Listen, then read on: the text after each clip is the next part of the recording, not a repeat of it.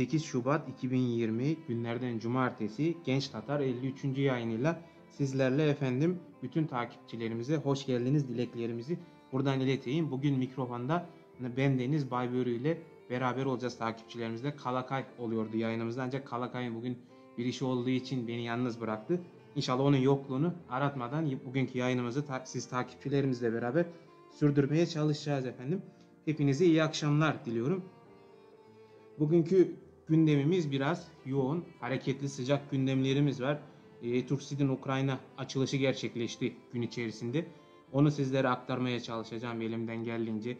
Daha sonra Cumhurbaşkanımız Recep Tayyip Erdoğan'ın Ukrayna ziyaretleri konusunu sizlere aktarmaya çalışacağım sevgili takipçilerimiz. Ana konumuz olarak da Han Sarayı sizlerle beraber anlatmaya çalışacağım. Kısaca yayın akışımızın özetini sizlere bu şekilde sunmaya çalıştım. Evet, gelen yorumlarımıza baktığımızda Arovaysa abimiz sağ olsun video partisinden yorumlar gelmiş. Hikmet Kaplan Bey'den el sallamış bizlere. Biz de ona el sallıyoruz. Teşekkür ediyoruz. İnşallah iyi yayınlar dinlemelerini temenni ediyoruz. Bütün yayın süresince bizimle olmanızı temenni ediyoruz tekrardan. Violette Makanu Hanım da yorumlar da göndermiş. Çiçek emojisi. Teşekkür ediyoruz efendim. İlk olarak gündemimizde birkaç gün önce düştü haber. Tabii ki de bizi üzüntüye sevk etti bu haber. Gebze'deki dernek başkanımız Şerif Orhan, eşi Recep Orak beyefendinin bir sağlık sorunu haberi geldiğinde çok üzüldük. Dernek yönetimimiz olarak da Facebook hesabımızdan paylaşımda bulunduk. Evet, Recep Orak Bey beyin kanaması geçirdiğini tekrar takipçilerimize aktaralım. Ümraniye Devlet Hastanesi'nde tedavisinin devam etmekte olduğu haberi en son biz tarafımıza ulaştı. İnşallah sağlığına en yakın zamanda kavuşur diyerek hem Genç Tatar ekibi olarak buradan dileklerimizi, geçmiş olsun dileklerimizi de hem Şerife Hanım'a hem de Gebze Derneğimizi göndermek istiyoruz. En yakın zamanda Recep Orak Başkanımızın sağlığına kavuşmasını temenni ediyoruz. Ki ben naçizane Recep Orak büyüğümüzle de tanışma imkanına da nasip olmuştum. Çok kısa bir tanışma da olmuştu. Geçen sene yaşlı kurultayına ekip olarak katıldığımızda tanışabilmiştim. Çok yakından sıcakkanlı bir kişiliğe sahipti. İlk kez tanışmama rağmen gerçekten çok memnun kalmıştım. Bizi çok sıcak karşılamıştı. Bu habere de ben kendi adıma da çok üzüldüm. İnşallah yakın zamanda sağlığına kavuşur Recep Orak büyüğümüz. Bütün dileklerimiz, dualarımız onunla. Tekrardan geçmiş olsun dileklerimizi hem Gebze Derneğimize hem Şerif Orak Başkanımıza göndermek istiyoruz Genç Tatar ekibi adına. Diğer gündemimiz çok sıcak bir gündem.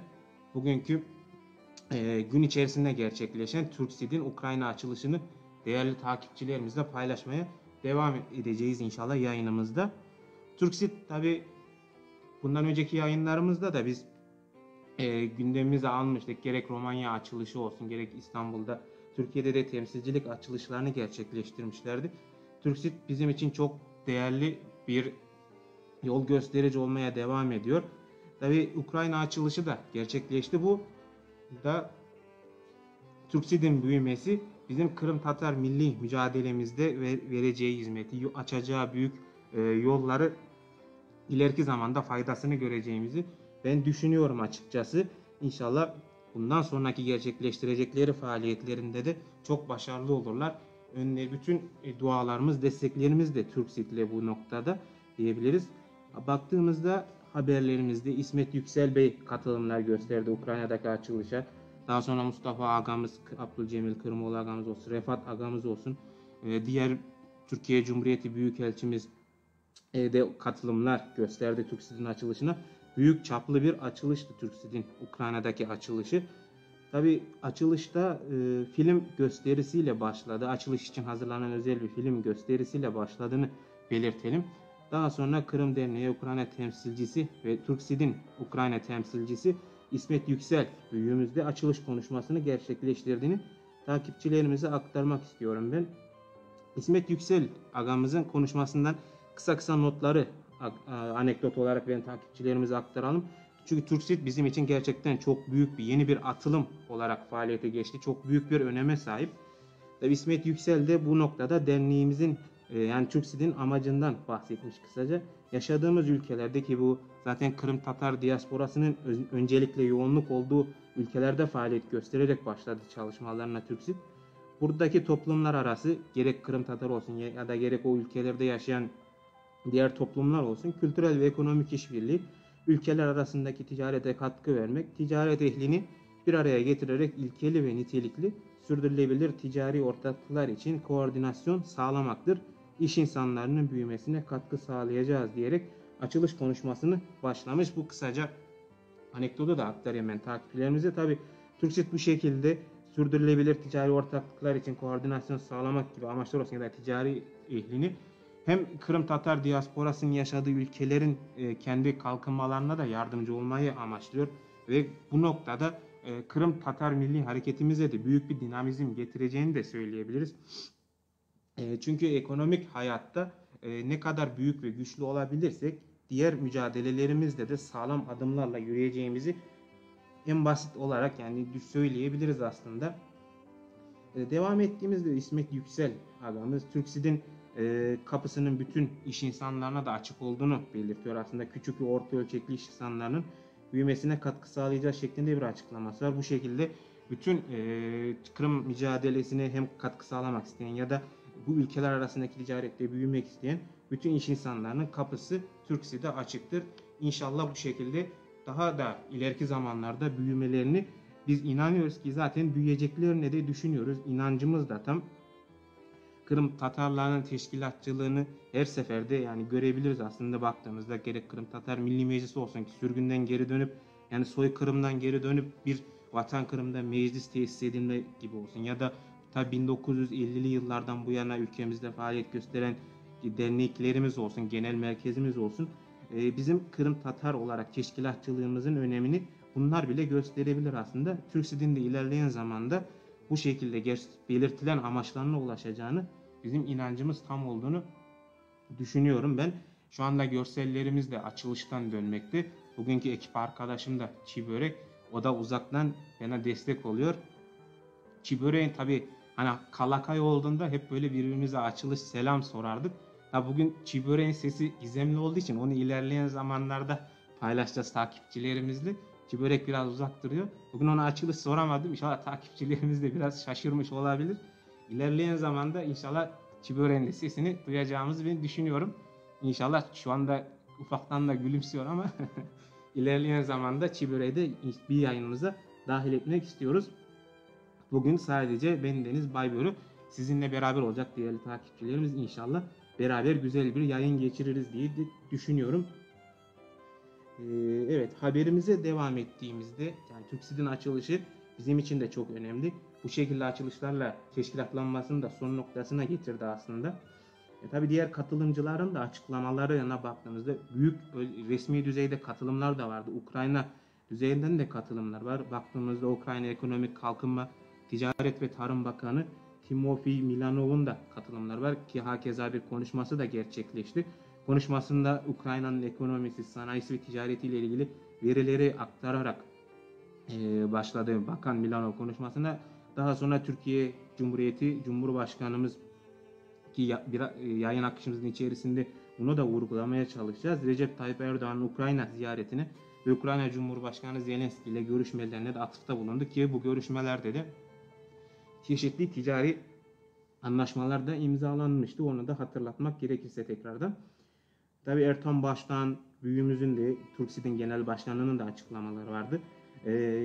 Kırım Tatarları tarihin akışı içerisinde Ukrayna devletiyle çeşitli ortaklıklarda bulunmuş, birlikte faaliyetlerde gerçekleştirmiştir. Ve dünyadaki bütün Kırım Tatarlarına öncülük de etmişlerdir diyerek bir açıklaması var. Türkiye ve Ukrayna arasında 4 ila 5 milyar dolara yaklaşan ticaret hacmi Ukrayna'ya Türk yatırımcılarının gözdesi haline getirmiştir diyerek devam ediyor açıklaması.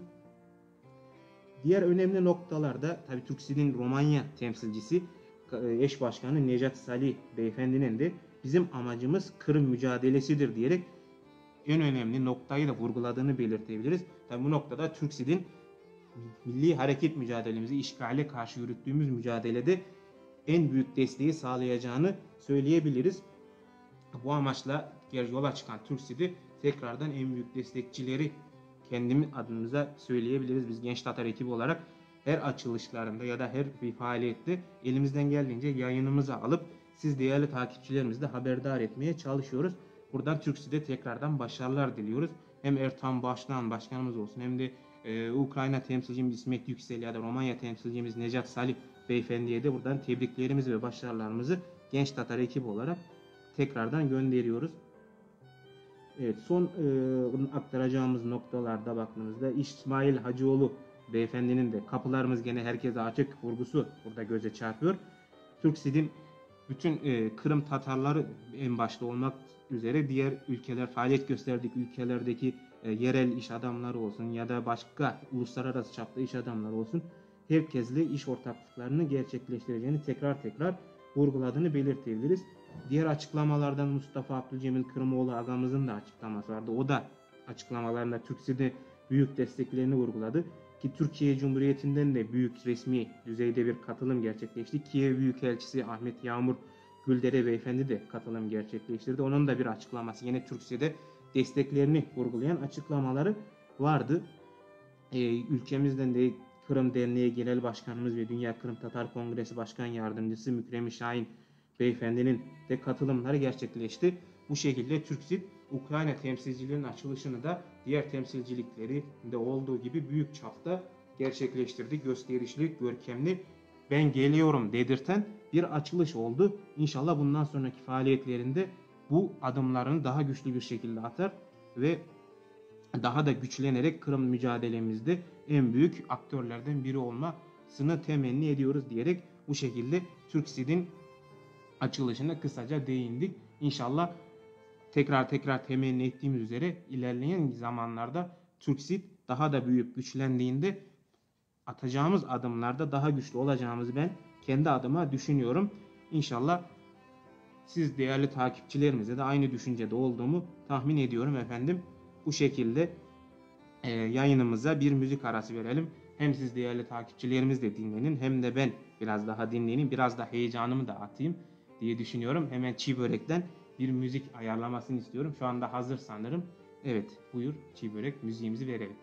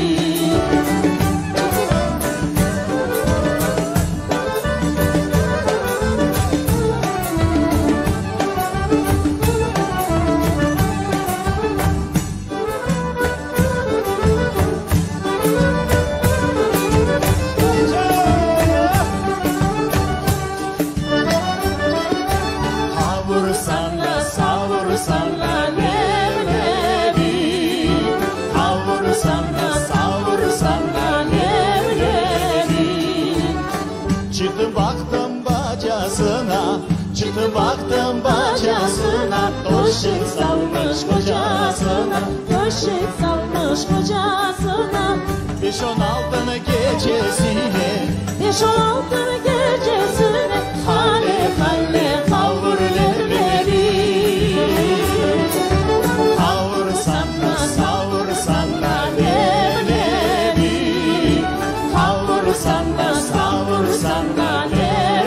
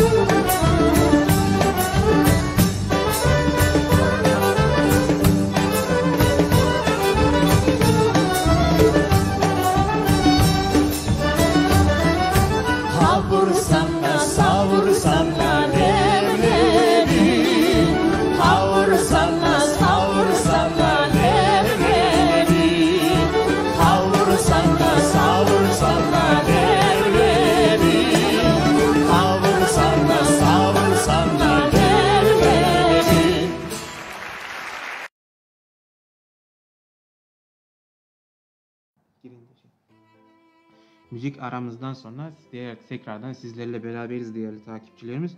Müzikleri verirken kısa bir programdan kaynaklı hata gerçekleşti. Müzikler arasında bir dengesizlik oldu. Sonradan Çibörek arkadaşım sağ olsun hemen giderdi. Tekrardan sizlerle beraber olmaktan mutluluk duyuyoruz. Gelen yorumlar vardı. Hemen onları da sizlerle paylaşalım. Tabii Bayram Deniz abimiz her zaman bizimle beraber oluyor. Sağ olsun, var olsun. İyi yayınlar, kolay gelsin genç Tatar diyerek yorumlarını göndermiş. Teşekkür ediyoruz biz de. Daha sonra Ali İhsan Arıkan beyefendi de bizlerle beraber yayın izliyor ve hayırlı yayınlar diyerek yorumunu göndermiş. Biz de onlara çok teşekkür ediyoruz. Tekrardan yayınımızda kalmasını diliyoruz. Adil Bilsel beyefendiden Aruvaysak abimiz göndermişti video partisine, bizlere el sallamış. Teşekkür ediyoruz. Biz de ona buradan el sallıyoruz. İyi yayınlar dileklerimizi gönderelim.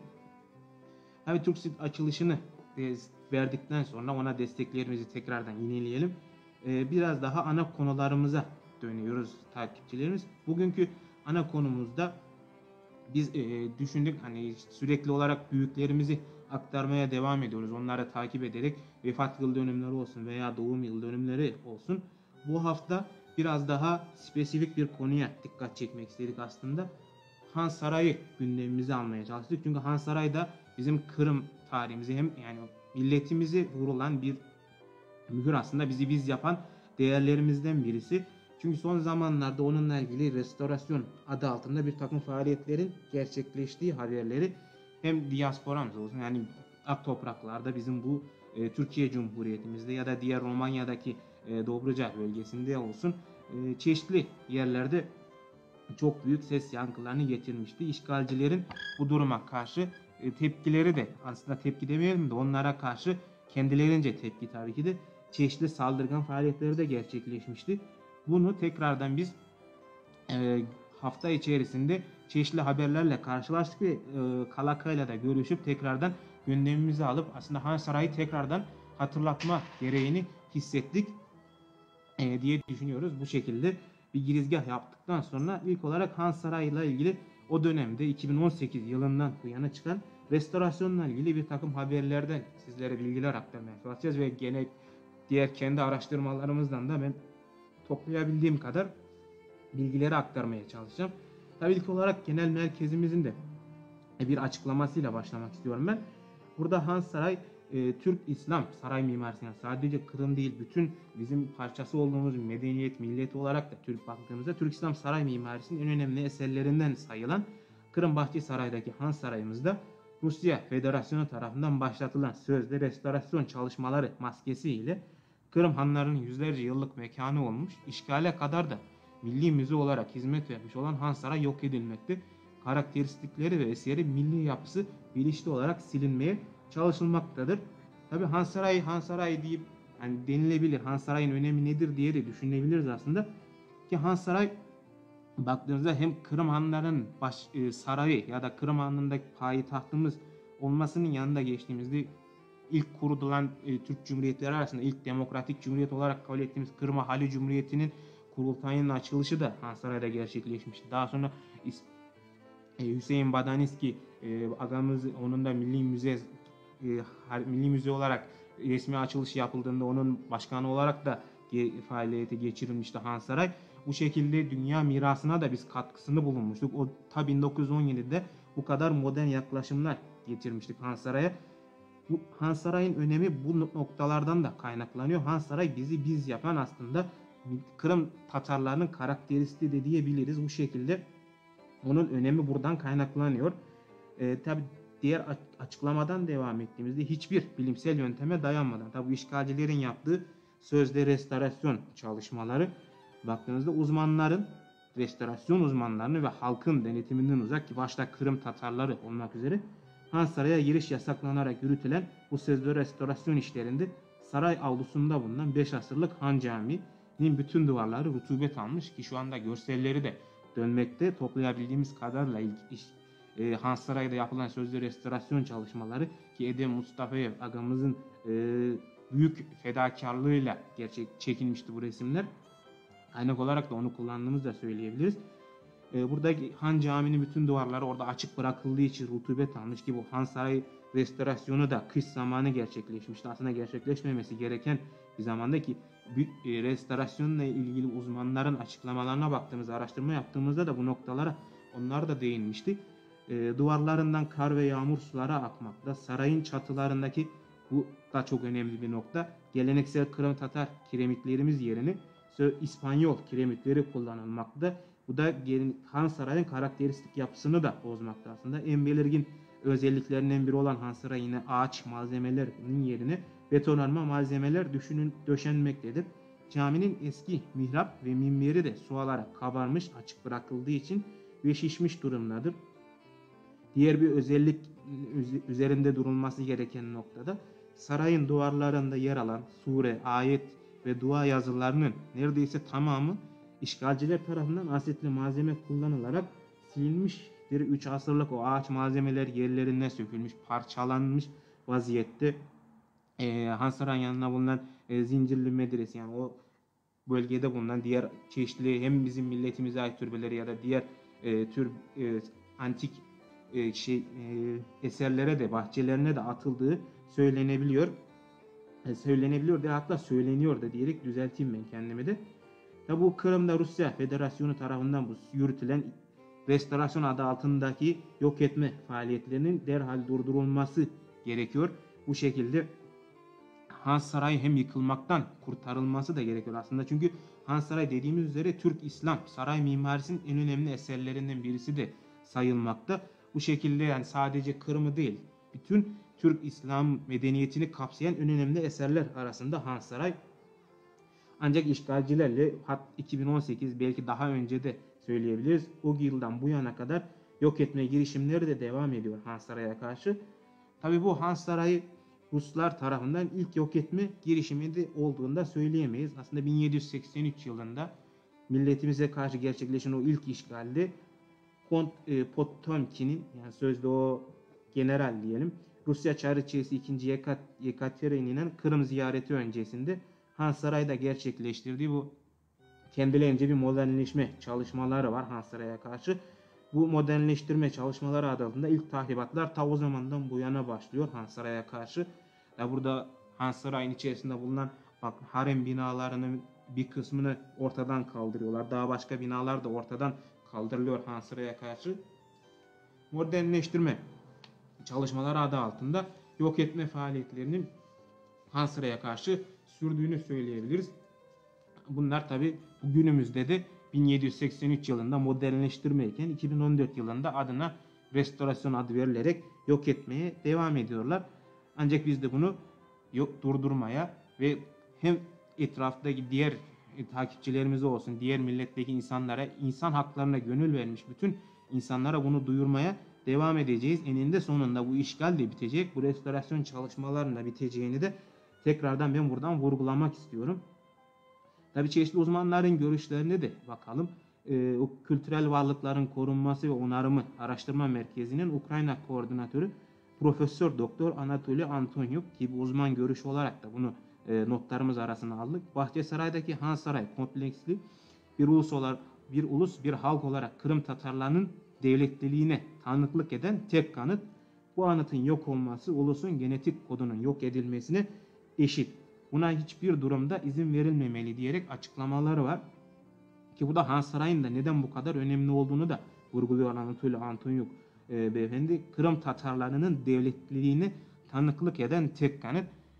Ki diğer Han Saray'dan başka Kırım'da bizim milletimize ait tarihi yapılar da bulunmakta. Hani Zincirli Medrese olsun ya da başka yapılar olsun.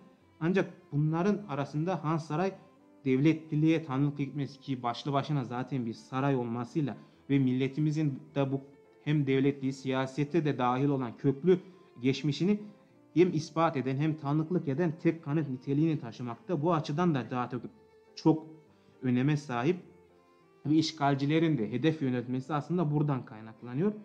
Tabi Han Saray'daki bu işgalciler çalışmalarını başlattığı zaman Kırım Tatar tarihini önemsiyormuş gibi göstermeye de çalıştılar kendilerince. Orada iki muşamba kapattı. Burada görsellerimizde de var. Bunlar göz boyama çalışmaları olduğu yine Anatoly Antonyuk beyefendi tarafından aktarılıyor. Tabi bunun gerekçesi işgalcilerce kendilerince işgali karşı olan en başından beri Kırım Tatarlarını kendi tarafa çekmeyi denedi. Hani restorasyon yapıyoruz, biz sizin kültürel mirasınıza sahip çıkıyoruz safsatası adı altında Kırım Tatarlarını işgale karşı çekmeye çalıştılar. Hani işte Kırım'a biz demokratik olarak ilhak ettik gibi göstermek çalışmaları denediler işgalcilere. Tabii ki bu oyun da tutmadı. İşgalcilere karşı Kırım Tatarları her zamanki olduğu gibi uzak mesafesini korudu ve ters tepki yarattı bu işgalcilerin politikası kendilerine. Yasa dışı bu başkanlık seçimlerini, ki o dönemde gerçekleşen Rusya başkanlığı seçimlerini hem Kırım Tatarları milletimiz boykot etti, hem de bu restorasyon çalışmalarını bütün dünyaya duyurdu. Genel merkezimiz de buna karşı girişimlerde de bulunmuştu. Genel Cumhurbaşkanımız Recep Tayyip Erdoğan beyefendiyle de ona karşı bir mektup yazılmıştı. Gerek UNESCO'ya karşı mesajlar da gönderilmişti. Çeşitli faaliyetler de gerçekleştirilmişti.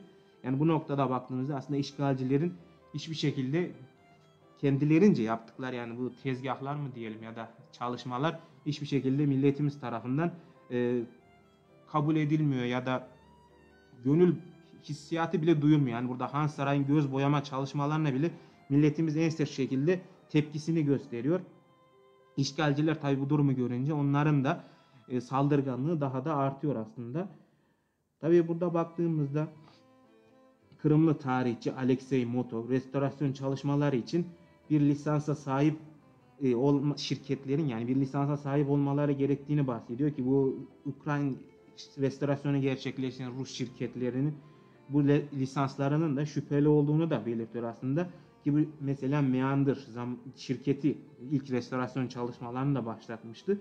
Ki bu şirketin Han Saray'dan başka gerek Rusya Federasyonu içinde Moskova ya da St. Petersburg gibi şehirlerde de restorasyon gerçekleştirildi. Ancak orada da olumsuz tepkiler aldığını, şimdi de Kırım'da gerçekleştirdiği bu restorasyon faaliyetinde de olumsuz tepkiler aldığını aktarıyor. Bu şekilde aslında hem kendi tarihi eserlerine de sahip çıkmıyorlar, hem de bizim tarihi eserlerimize de saldırganlıkları devam ediyor. Bunların da çalışmalar biraz değişik aslında diyebiliriz. İşgalciler aslında nereye atarlarsa aslında elleri boş çıkıyor. Bu şekilde gerçekleştirdikleri hiçbir faaliyet hiçbir şekilde amaçlarına ulaşmalarını sağlamayacak aslında.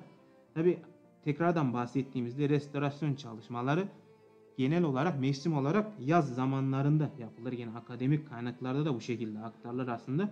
Ancak Han Saray'da bahsettiğimiz üzere Büyük Han Camii'nde yürütülen bu sözlü restorasyon çalışmaları kış mevsiminde düzenlendi. Tabi kötü hava şartlarından korunmadığı çalışmaların yapıldığı yerler, zemin tamamen ıslandı yine Han Camii'de.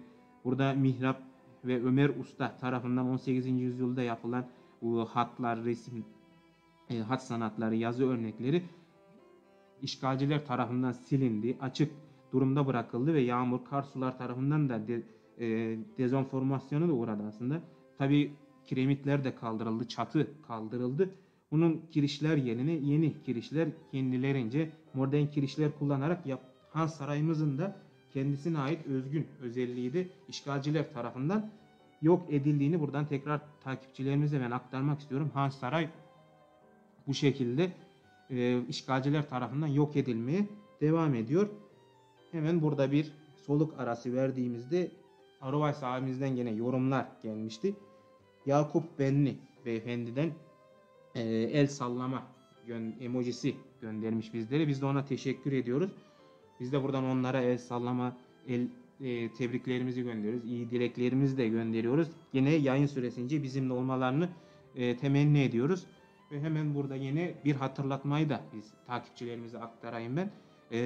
Bundan Arovays abimizin de yine olduğu yayında Zafer agamızı biz telefonla bağlama şansına erişmiştik yayınımıza.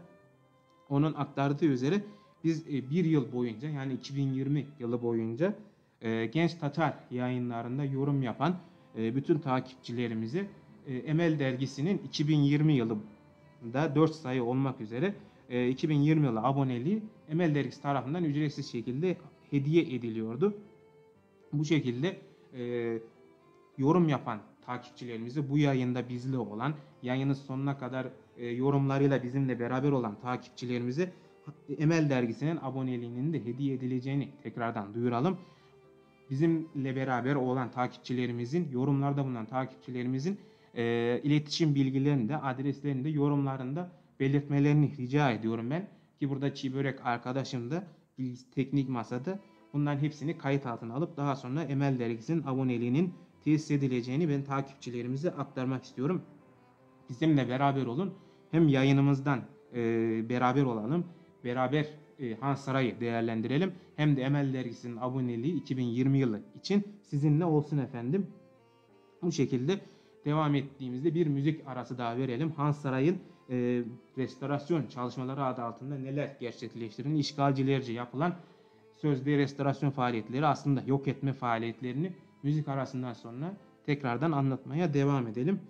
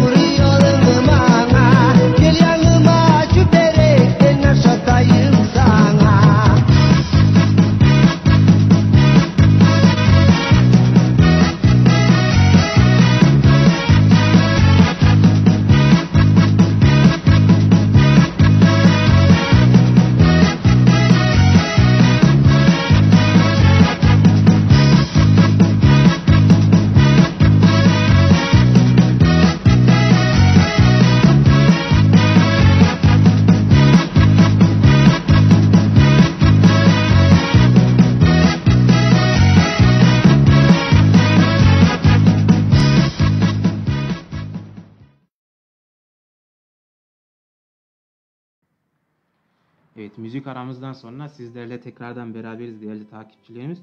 Tabii müzik de çok güzel bir ara oldu bize. Çiğ Börekçi Nafe'den gelmişti bu parçamız.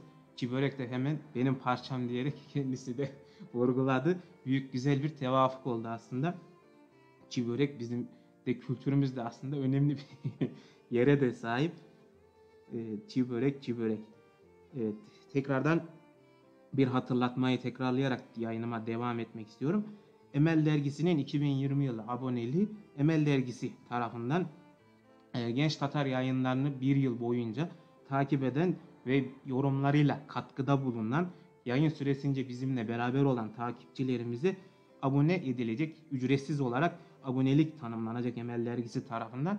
Bu noktada biz takipçilerimizden tekrardan hem yorumlarıyla bizlere destek olmalarını, Hans Saray'a karşı gerçekleşen bu faaliyetleri bizimle beraber değerlendirmelerini rica ederek ve aynı zamanda iletişim bilgileri, adreslerini de belirterek Emel Dergisi'nin 2020 yılı aboneliğinin de ücretsiz olarak kendilerine tesis edilmesini buradan tekrardan hatırlatalım. Yorumlarla bizimle beraber olmalarını diliyoruz takipçilerimizden.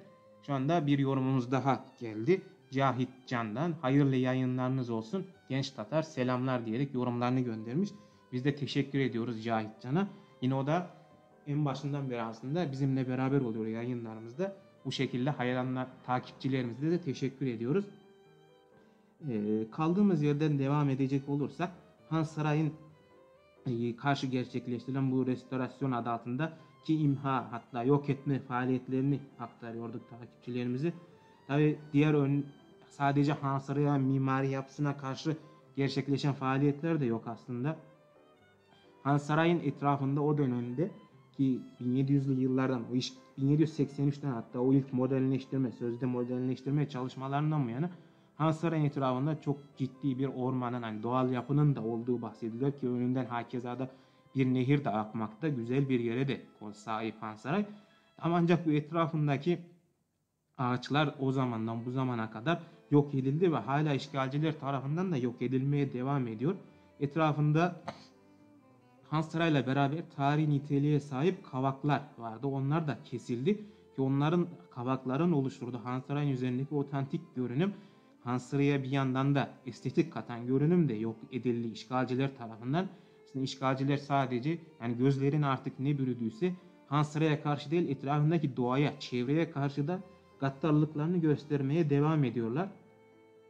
Hatta Eskişehir merkezinde bile neredeyse yok ediliyor bu kavaklar. Yani Han Sarayı'yla ilgili olabilecek ağaç olsun ya da başka bir şey olsun işgalciler tarafından neredeyse birebir hedef haline getiriliyor. Ha bu kestikleri ağaçların yerlerini yer üstünden geçen doğalgaz boruları da döşendi işgalciler tarafından. Ki burada notu aktaran akademisyenimiz yani akademik bir kaynak olarak uzman görüşü de Alexey Motov'dan değerlendirmeleri vardı. O da diyor ki hani bir düşünün diyor aktardığında yorumlarını belirttiğinde 18. ve 19.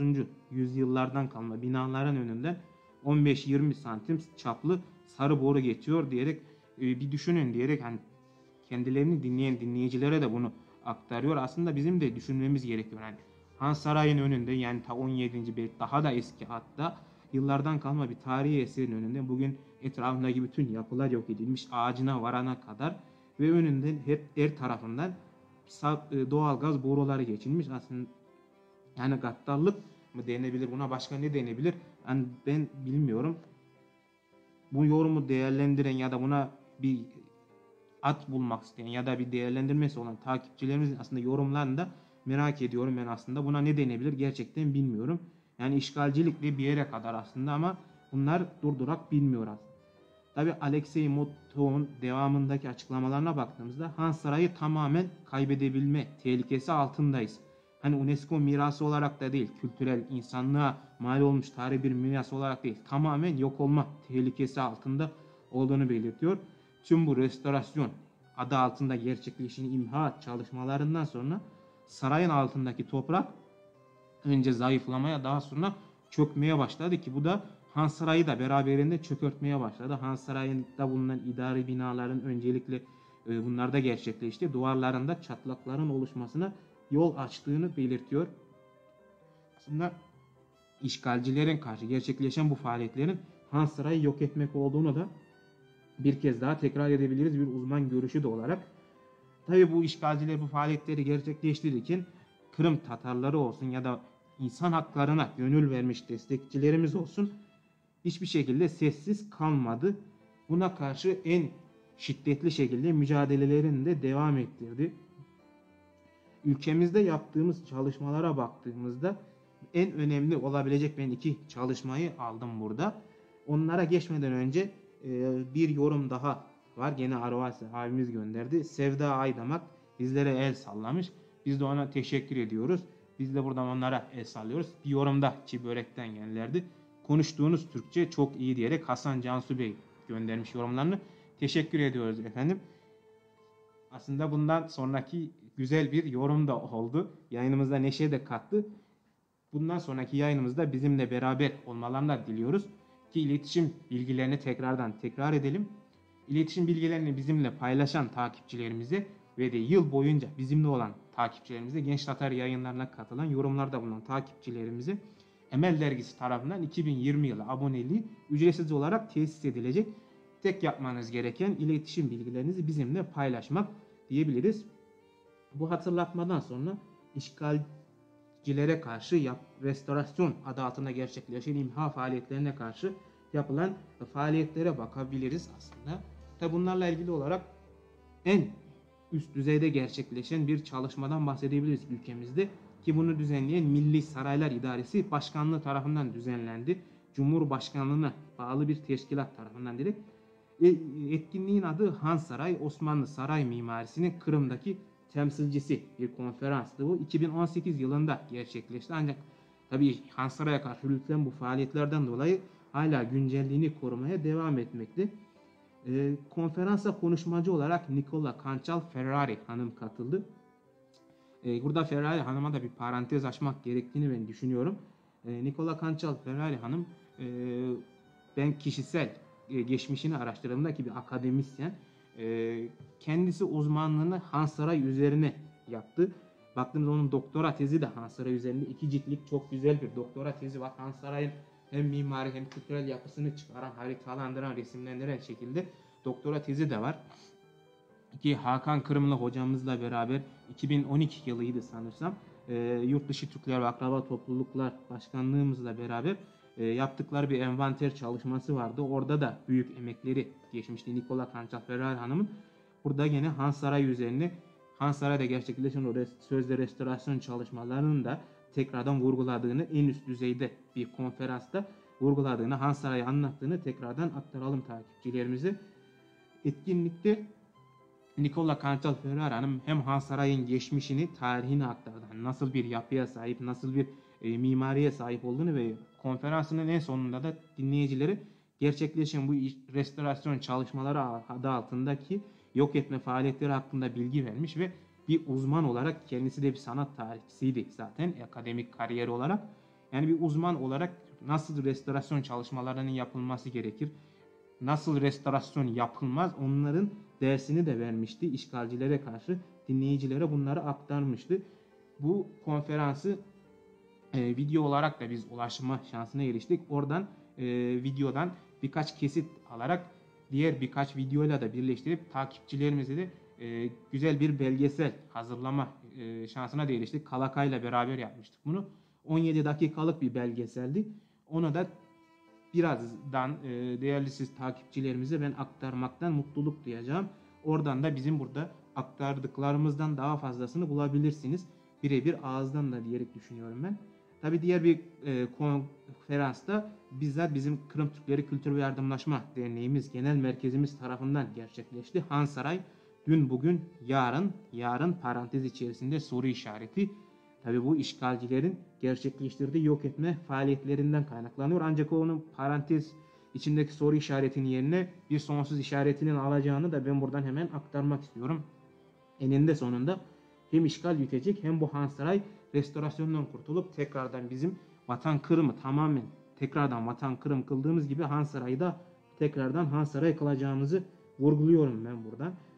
Konferansa katılımcılar olarak yine akademik camiadan uzmanların katıldığını da söyleyebiliriz.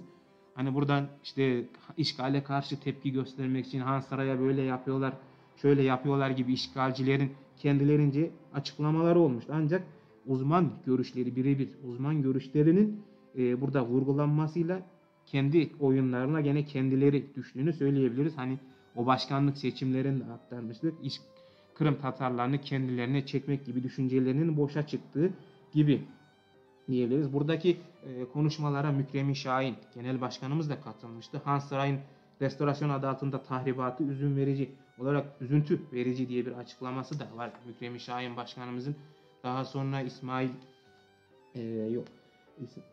Beksaç hocamızın da, Engin Beksaç hocamızın da Trakya Üniversitesi Arkeoloji ve Sanat Tarihi bölümünden Profesör Doktor hocamızın da açıklamaları var. İnsanlığın mirası olan büyük bir anıt. Han Saray Kırım Türklerinin tapusudur. Han Saray Kırım Tatarlarının Türk dünyası içindeki varoluşunun bir sembolüdür diyerek Han Saray'ın önemini tekrardan vurgulamış ve bir akademisyen olarak sonuna kadar bu restorasyonun karşısındayız diyerek Han Saray'da gerçekleşen bu restorasyon faaliyetlerinin aslında gerçek yüzünü tekrardan vurguladı Engin Beksaç hocamız. Daha sonra yine Nicola Cancal Ferrari hanımın da katılımları vardı konferansı.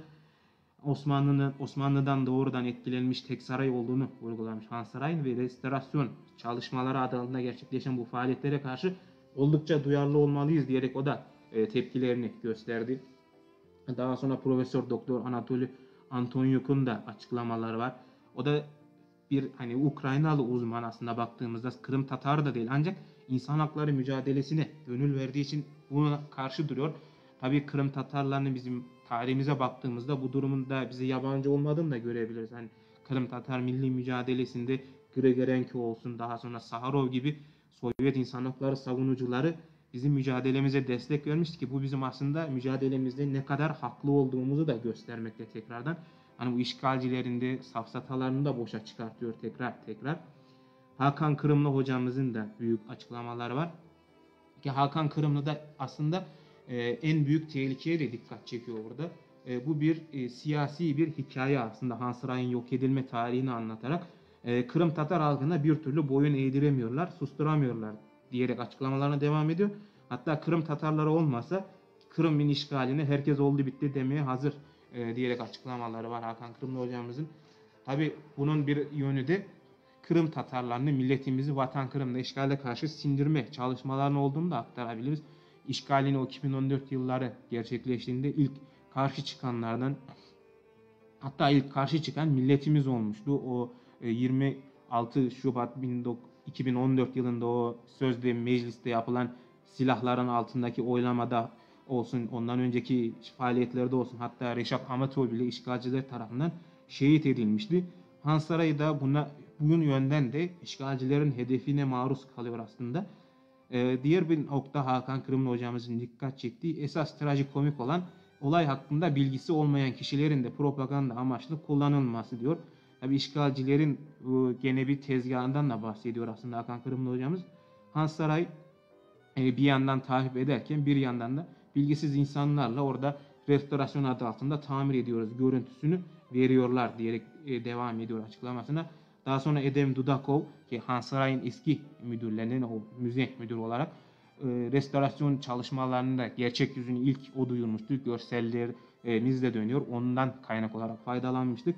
Onun da açıklamaları restorasyon demek için utanmak gerekir diyerek tabi işgalcilerin utanma yüzü olduğunu da düşünüyoruz ki utanacak olsalar işgal olmazdı. Reşat Ahmetov katledilmezdi. Ervin İbrahimov kaçırılmazdı. Daha başka kaçırılma vakaları olsun, babasız kalan balalarımız olsun. İşgalcilerin her türlü şiddetine maruz kalan soydaşlarımız bu utanma duygusundan yoksun olduklarını en sonuna yani ne denebilir bilmiyorum ama en dip noktasına kadar biliyor aslında. İşgalciler ne yaparlarsa yapsınlar bu noktalarda Han Saray ne yok edilebilecek ne de Han Saray'ın etrafındaki o miraslarımız yok edilebilecek ne de milletimiz Vatan Kırım'da yok edilebilecek. Eninde sonunda Han Saray işgalden kurtulacak, Vatan Kırım'da işgalden kurtulacak diyerek ben bu Han Saray hakkındaki bu restorasyon çalışmalarının arkasındaki arka planı biraz aktarmaya çalıştım. Elimizden gelen takipçilerimize. Tabi bununla ilgili araştırmalar daha da derinleştirilebilir. Baktığımızda araştırabiliriz aslında. Ancak tabi bununla baktığımda ben başka bir noktaya da değinmiştim ki birazdan vereceğimiz belgesel videoda da Hakan Kırımlı Hoca ona dikkat çekti. İşgalciler Han Saray'ı yok etmeyi amaçlıyor. Ancak bunun arkasında onların bir arka oyun daha var aslında. Arka planda tezgahladıkları bir oyun daha var. Onu da keşfetmek beni de çok sinirlendirmişti ancak işgalcilerin hiçbir noktada kaçamadığını görmek biraz daha beni de ümitlendirdi. Daha da güç verdi.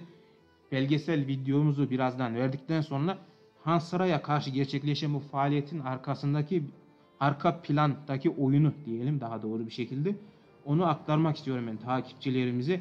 İnşallah o şekilde Han Saray'a karşı gerçekleşen bu faaliyetleri biraz daha net anlayacağımızı düşünüyorum. Videoya girmeden önce tekrardan hatırlatmalarda bulunalım. Emel Dergisi'nin 2020 yılı aboneliği Genç Tatar yayınlarında 2020 yılı boyunca Genç Tatar yayınlarında olan yorum yapan iletişim bilgilerini bizimle paylaşan takipçilerimize abonelik ücretsiz olarak tesis edilecek. Yani yine tek yapmanız gereken yıl boyunca bizimle beraber olmak, yayınlarımıza, yorumlarınıza destek vermek ve iletişim bilgilerinizi bizimle paylaşmak. Bu şekilde Emel Dergisi'nin aboneliği sizlere tesis edilecek ücretsiz olarak diyorum. Ve belgesel videomuzu Kalakay'la beraber hazırladığımız biraz uzun mini belgesel tarzında bir videoydu. Onu ben çiğ börekten hazırlamasını rica ediyorum. Hazırsa onu da takipçilerimize verelim. Hemen hazırsa gönderelim. Buyurun.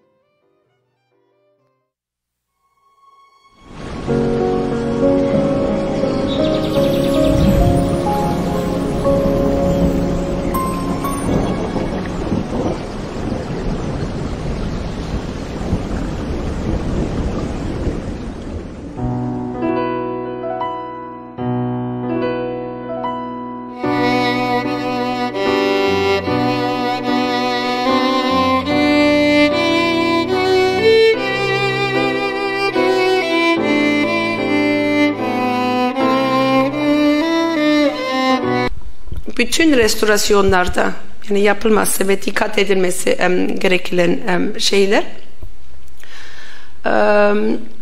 Gördüğünüz gibi mesela ikinci cümlede veyahut da ikinci burada sırada müdahaleler yapıya zarar vermemeli, tarihi belge niteliği olan izlerin yok olmamasına ve değiştirilmemesine dikkat edilmelidir. Yapının bütünlüğü korunmalıdır. Yani bunun devam ediyor tabii ki ama 5. de o da önemli. Hepsini okumayacağım. Özgün malzeme ve tekniklerle birlikte kullanılması sorun olan yeni malzeme ve teknikleri ilgili proje özelliğinde tanımlanacak, testler yapılmadan ve bilimsel verilerle uygunluğu ortaya konulmadan kullanılmamalıdır. 8. Uygulamanın her aşaması belgelenmeli ve bu belgeler sürecin başlangıcında hazırlanacak diğer belgelerle birlikte arşivlerde bulundurulmalıdır. Bu arşivler telif haklarının gerektiği koşullar saklı kalarak tüm uzmandan inceleme ve kullanımı açık tutulmalıdır. Ve 9'unda da bir cümle orada şey yaptım. Evrensel ve ulusal yaklaşımları uygulamak koşuluyla projelendirme ve uygulamada değişik değerlendirme çözümler gerektiği kabul edilmelidir. Yani burada aslında yani uluslararası standartlarında yani az çok belli neler yapılması gerektiğini vesaire ve tabii ki şeffaflık da önemlidir. Bu niye söylüyorum? Çünkü burada bugünlerde çok fazla tartışma devam ediyor bu Han Sarayı'nın restorasyonu ile ilgili. Caminin restorasyon sürecinden ve tabii ki ben onu uzmanlara da gösterdim. Yani ben restoratör değilim, ben sanat tarihçisiyim. Herkes fikrini beyan etti. Ama dediğim gibi yani ben uzman olmadığım için ben de çok fazla bir şey diyemiyorum. Sadece size fotoğrafları gösteriyorum. Bu da içeride ve sizin anlamanız için bu kıble duvarı. Yani burada bizim çektiğimiz fotoğraf burada. Yani bu Revsen aslında burada kapatılmış resen. Burada 2 tane revsen daha var yanları. Yani bunlar şimdi restorasyonda çatı açıldı. Aslında korunmaya altına alındı. Ama yeterli mi onu bilmiyoruz. İnşallah yeterlidir. Ve minber de görüyorsunuz burada. O kaplanmıştır.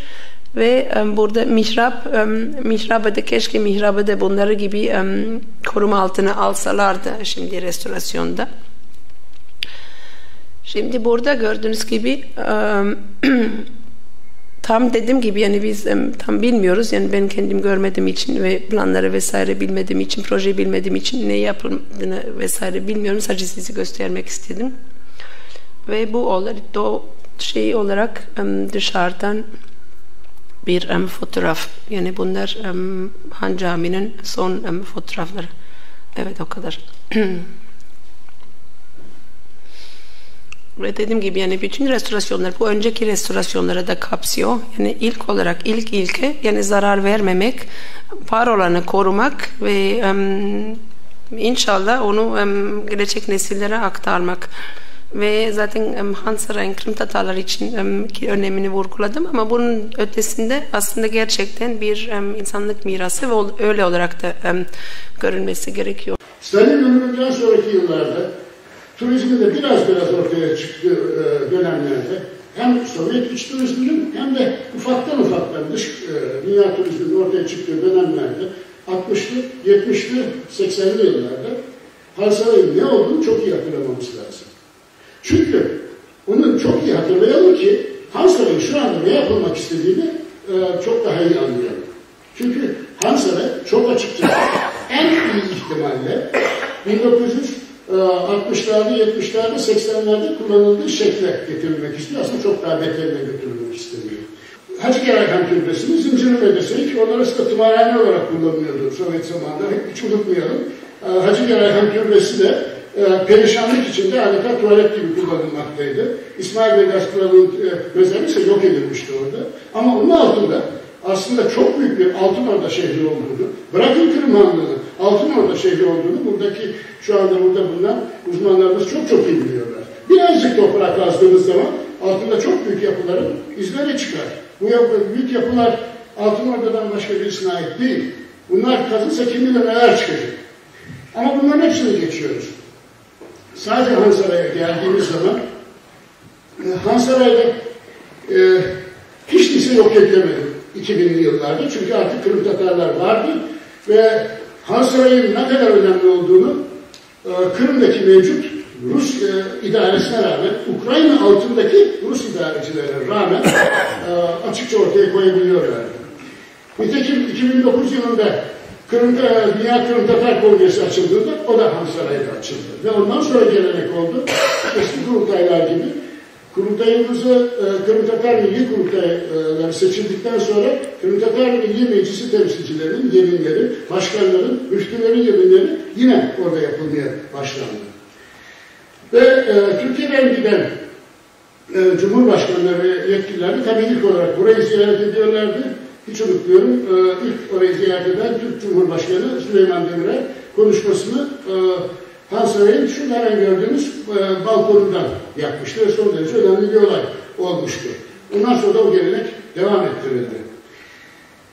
Şimdi bugüne gelecek olursak, Hansaray'ın bugün başına gelen işler, bir depremle, bir selle, hava iklimle falan gelen zorluklar, kötülükler değil. Yahut yolsuz bir restoratörün kötü restorasyondan doğan endişeler falan da değil. Bunlar Türkiye'de de oluyor. Restoratör diye kendini tanıtan sahtekar bir müteahhit yolsuzluk yapıyor, tahrip ediyor binayı. Bunları Türkiye'de de başka yerlerde de rast geliyoruz. Ama Kırım'da biz asıl endişelendiren şey bunun sadece bir kötü restorasyon falan değil, son derece kasıtlı siyasi bir hareket oluşuyor.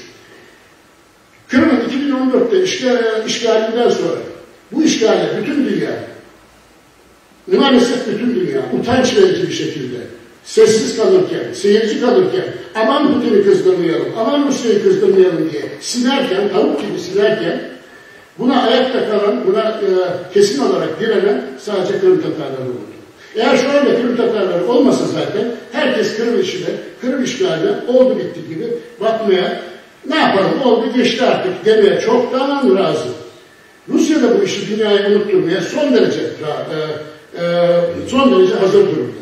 Fakat bir türlü bu Kırım Tatar halkına boyun eğdiremiyorlar, kabul ettiremiyorlar, susturtamıyorlar.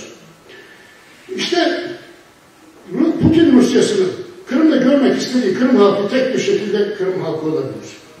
Her şeyi unutmuş, dilini unutmuş, dinini unutmuş, küçücük bir azınlık kalmış, sadece folklorik, etnografik bir renk olarak kalmış, işte ondan da bir tane göstermelik Hansaray'a kalmış, onun önünde geçilerek satan birkaç tane garip egzotik kıyafetli insan olursa ancak Kırım Tatarları kabul edilebilir. Rus işgalinden kısa bir süre sonra Kırım'daki Emiraloğlu'nun son derece iyi biliyor, onun ilk kurbanlarından birisi de kendisidir.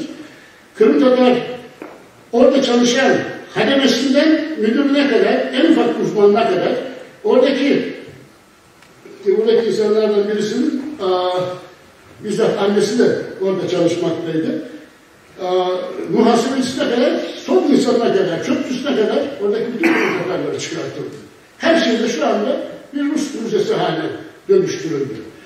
İşte bunları bilmeden ve bugünün siyasi kurulunu anlamadan Hansaray'ı sadece kötü restore edilmiş, restorasyonu bizim üzerinde korunması gereken sıradan bir tarihi eser olarak görmemiz mümkün değildir. Çok teşekkür ederim. İnşallah Hansaray'ı buradaki insanları hepimizle birlikte işgalden kurtulmuş hür bir Kırım'da beraber ziyaret ederiz. Sağ olun.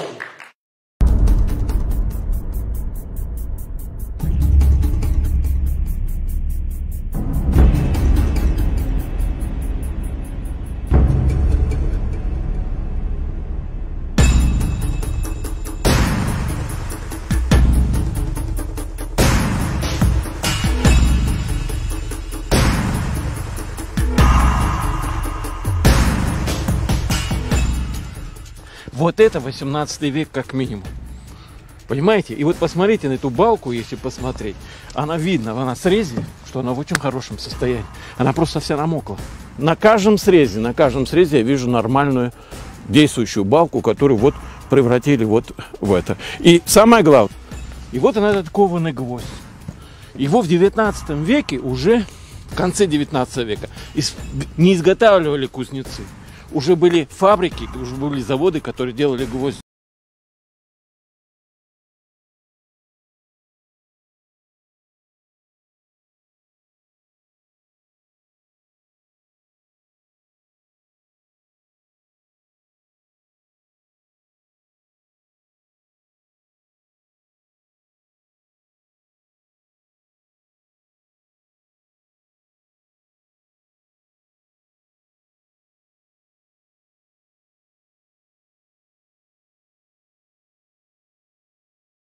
Они говорят, а мы сделаем новые.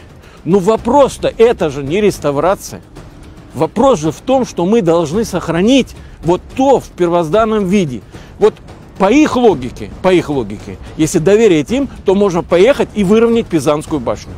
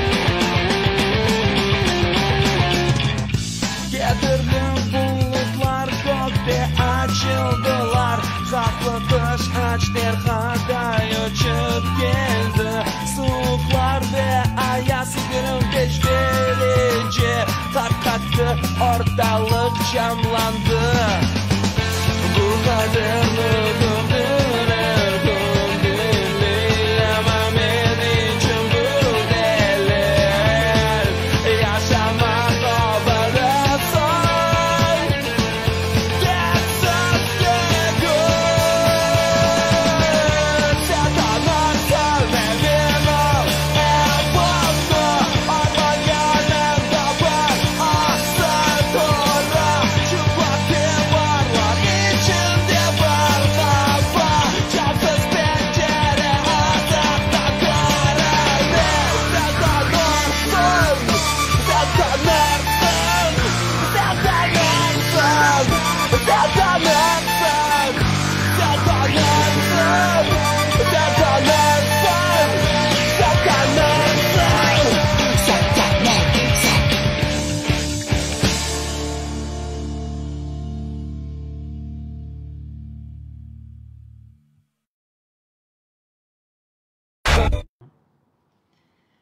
Bir mini belgeselimiz ve bir müzik arasından sonra tekrardan sizlerle beraberiz değerli takipçilerimiz.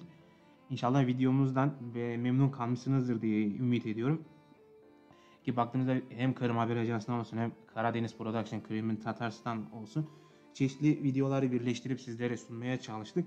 Ve bu videolardan sonra ben özellikle Hakan Kırımlı hocamızın açıklamalarından sonra araştırmayı biraz daha derinleştirdim. O siyasi oyunlara biraz daha bakmayı istedim ki aslında işgalcilerin hedeflerinin arka planında yatan nedenlerinin de orada yattığını da görebiliriz diye düşünüyorum ben.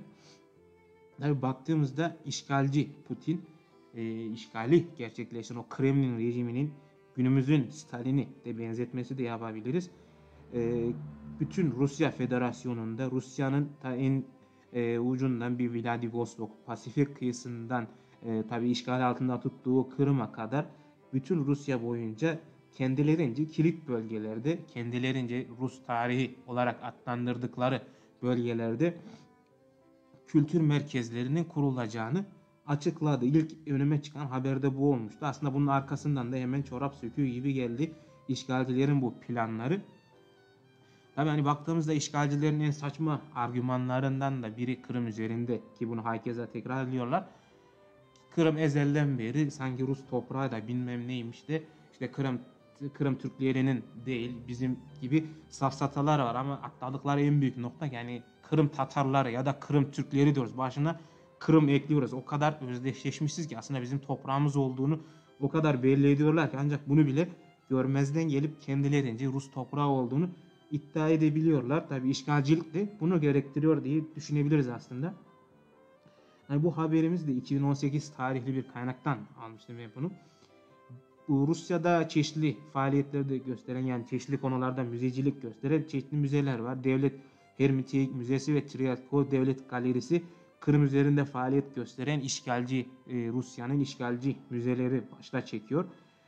Kırım üzerinde işgalcilerce yapılan sözde kültürel merkezin çalışmalarını yürütüyorlar. Kendilerince akademik kaynağını teşkil ediyorlar. Orada buldukları arkeolojik kaynakları vesaire şeyleri kendilerince değerlendirip Rus tarihine atletmeye çalışıyorlar işgalciler. Hatta işgalci Putin 4 Ağustos 2018 yılında Kırım'a yasa dışı illegal bir şekilde de ziyaret gerçekleştirip bizzat hani her suçlu olay yerine döner diye bir söz var ya işgal ettiği Kırım'a bizzat işgalci olarak ziyarette bulunuyor. Ve orada çalışmaları yürüten isimlerle bir de toplantı gerçekleştirmiş kendilerince. Burada görsellerde de bu toplantıya dair ve diğer bu konuya dair görsellerimiz devam sunulmaya çalışmakta değerli takipçilerimize. Ve bu toplantıda Putin Kırım'daki kültür merkezinin çalışmalarının yavaş gittiğini kendince ve hızlandırılmasının gerektiğini emretmiş. Ve Putin'in önem verdiği bir diğer nokta Kırım'da 2500 yıl önce var olduğu düşünülen kaynaklara göre o kadar eskiye gidilebilen bir Yunan şehri olan Taurik Kersones diye bir antik kent var ki bu UNESCO Dünya Mirası'nda da işgalden önce katılmıştı. Putin'in bu toplantıda belirttiği üzere ilk odak noktası bu şehire yöneldi. Ki bu şehri daha doğrusu Putin Rus milletinin doğuşu olarak görüyor diye bir iddiası var kendince. Rus prensi, Kiev prensi Vladimir'in vaftiz edildiği, işte bölgede Hristiyanlığı tanıttığı düşünülmektedir gibi Putin'in iddiaları var ki burada kendince biraz saçma benzetmelerde de bulunduğunu düşünüyorum. Yani Rusya'nın Mekke'si, işte Rusya'nın hacıları vesaire buraya gidecek gibi safsataları da var Putin'in iddiaları. Hatta bunu Putin'in iddiasına o kendi toplantı yaptığı diğer şahsiyetler de destek çıkıyor. Onlar da diyor Kırım ve Akyar'ın kendilerince kültürel manzarasının, doğasını tamamen yeni bir seviyeye getirmek gerektiğini Putin'e anlatmışlar o toplantıda. Yani Putin aslında bu toplantıda sadece Han Saray'a değil, bütün Kırım'a yönelik nerede arkeolojik eser var ya da başka bir şey var, kazı var, işte eser var ya da bina var, her türlü bir şeye karşı Rus kültürüne mal etme çabaları burada göze çarpıyor. Han Sarayı'nda Hakan Kırımlı Hoca da bizzat dikkate çekti bunu. Hani açıklamasında Han Saray'da hademesinden çalışanına ya da Han Saray'ın müdüründen akademisyenine kadar Tatar olanların ya da Ukraynalı olanların hepsi oradan işten atıldı ve tamamen Rus kişilerce, Ruslarca dolduruldu. Bu şekilde Rus müzesi olduğu iddia ediliyor. Aslında Han Saray'a karşı yapılan faaliyetlerden bir parçası olarak göze çarpıyor bu. Yani bütün Kırım'ı kapsayan, hatta bütün Rusya'yı, federasyonunu kapsayan bir sözde kültürel merkez. Rus tarihini, Rus kültürünü ta eskilere kadar götürme çalışmaları olduğu orada göze çarpıyor kaynağımızda. Han Saray'a karşı yöneltilen faaliyetlerde bunun bir parçası. Han Sarayı'nda Rus müzesi, işte Rus tarihine ait bir ne denebilir, yani kültürel yapı olduğu iddia edilerek Kırım'ın ezelden beri işte Rus olduğu o safsatasını daha güçlü bir şekilde kendilerince sunacaklarını iddia ediyorlar işgalciler. Ancak yani bu da eninde sonunda çöpe gidecek. İşgalcilerin oyunu her zaman boşa çıkar. Hani yalancının mumu yatsıya kadar yanar diye de bir söz var. İnşallah işgalcilerin bu mumu yatsıya kadar bile yanmayacak.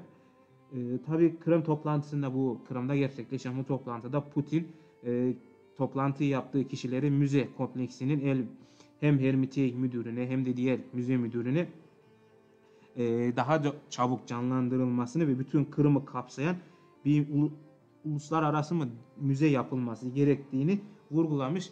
Oradan Kırım Tatar tarihine mal olmuş bizim kendi milletimize has milli kültür miraslarını da Rus kültürünü, Rusya'da yaşayan halklar gibi saçma isimler adı altında etiketleyerek orada sunulacağını belirtiyor işgalci Putin. Han Saray'dan yağmaladıkları diğer Kırım'da bizim milletimize ait olan işte Zincirli Medrese veya başka kültürel yapılarımızdan yağmaladıkları kültürümüze, milli benliğimize ait parçaları işte Rusya'da zamanında yaşamış halklar gibi veya Rusya halkları gibi adı altında safsatalar ile bu kuracakları sözde kültürel merkezlerde sergileme çalışmalarını gerçekleştirdiklerini belirtmek istiyorum ben takipçilerimize. Aslında Han Saray'a yöneltilen faaliyetlerin de bir noktası buna dayanıyor.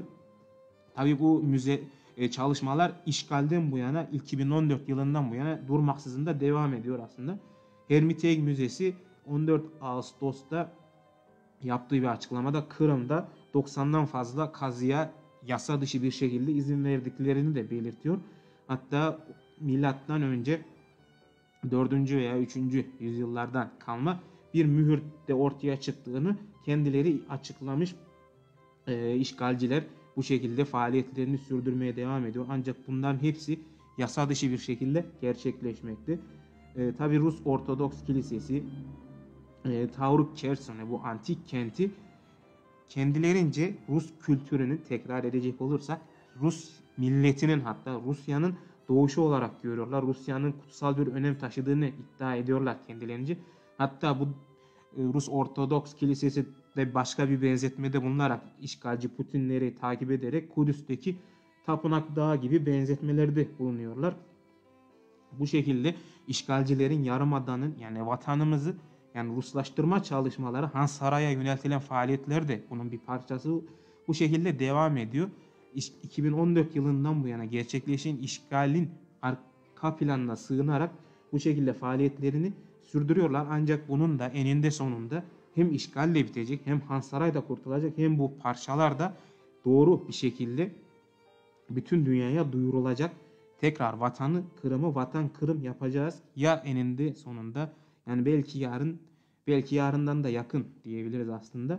Tıpkı sürgünden sonra vatan Kırım'a döndüğümüz gibi. 2016 yılında tekrar konumuza devam edecek olursak, Moskova'daki Tretyakov Galerisi, hatta Kırım Kefe'de çaldıkları Ayvazovski, hani o ünlü işte Rus sanatçısının yaptığı eserleri, resimleri 38 adetini içeren bir müze kurdu Moskova'da. Kırım Kefe'den, bu müzeden bunlar götürülerek yasa dışı bir şekilde Moskova'da Rus kültürüne ait, Rus kültürünün parçaları olarak sergilendi. Bu şekilde Ruslaştırma çalışmaları kendilerince devam ediyor ki buna dini de karıştırıyorlar. Dini ve siyasi noktaları da karıştırıyorlar. Aslında işgalcilerin hiçbir şekilde insanlıktan hani nasibini almadığını bir kez daha burada görmekteyiz. Bu şekilde ne denebilir buna, tam gene kelime bulamıyorum. Yani gaddarlık devam ediyor. Hatta bölgedeki diğer kültürel ihlaller arasında yasa dışı bir şekilde bulunan, hem Rusya'ya ihtiyaç edilen veya bu kara borsada da satılıyor bu Rusların arkeolojik kazılarda buldukları kalıntılar ya da maddeler, malzemeler, materyaller diyebiliriz. Bunlar kara borsada satılıyor, Rusya'ya ihraç ediliyor gibi çalışmalar var.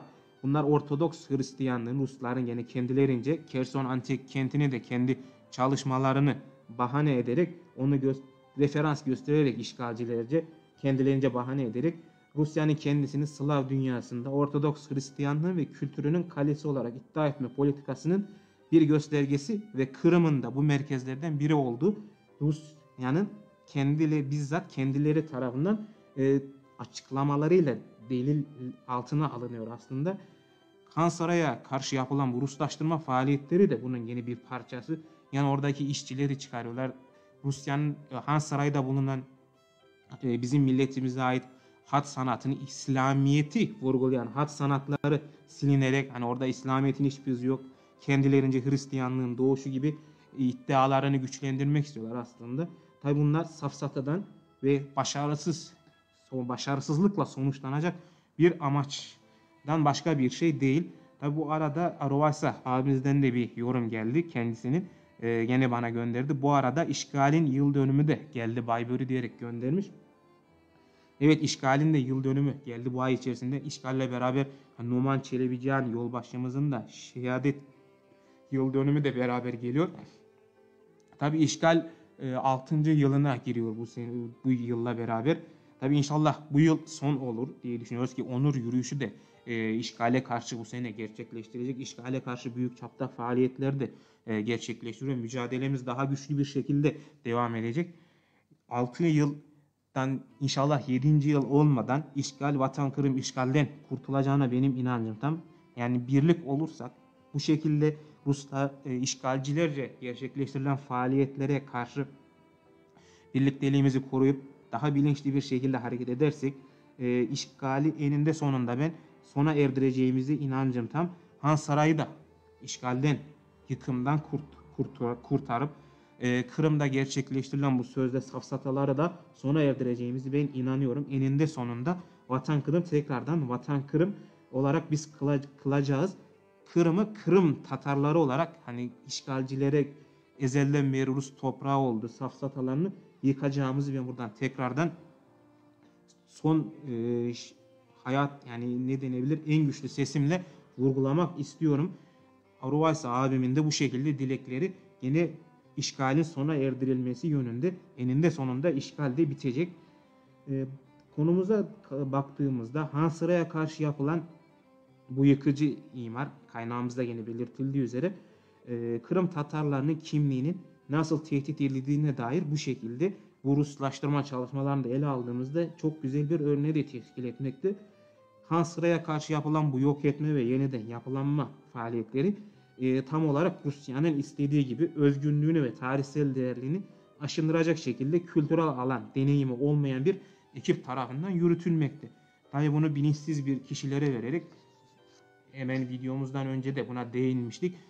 Han Saray'ın özgün mimarisi yapısı silinerek oradaki hat sanatı, İslamiyet'i de vurgulayan, orada simgeleyen, İslamiyet'in de Kırım Hanlığı ve Altın Orda hatta daha da köklü olduğunu vurgulayan hat sanatı olsun, Han Saray'daki diğer eserlerimiz olsun, onlar siliniyor ve Rus kültürünün orada daha eski olduğunu, ezelden beri Rus toprağı oldu safsatası işgalcilerce yayılmaya, propaganda yapılmaya devam etmekte.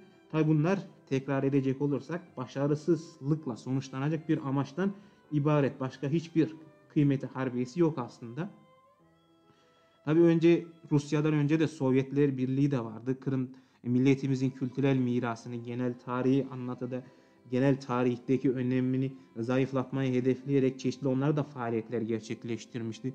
Hani Gözyaşı Çeşmesi vardı, çok meşhurdur. Han Saray'da bilinir. Hani Kırım Hanı çok sevdiği ölen eşine yapar. Onu çeşmeden akan sular ağlayan bir insan sesini simgelerdi. Tabi bunlar bile, bu çeşme bile işgalcilerin hedefine maruz kalmıştı.